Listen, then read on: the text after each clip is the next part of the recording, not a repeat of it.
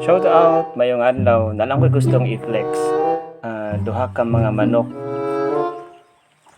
Ang kanilang mga manok, manok din sa ako ang magulang. Kani sila, managkaluhan ni nga mga manok. Aside nga kaluhan ni sila, sa ilahang pagpangitlog, gausay gina sila og pagaran hantod paglumnom o pagpamiso nila.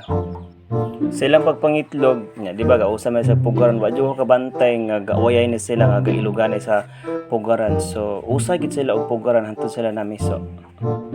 Nakanood ako sa unang naay gyud manok nga managkaluha, pero karon pa ko kahibalo nga maskin sa ilang pagpangitlog, mag-usa day gyapon sila og pugaran.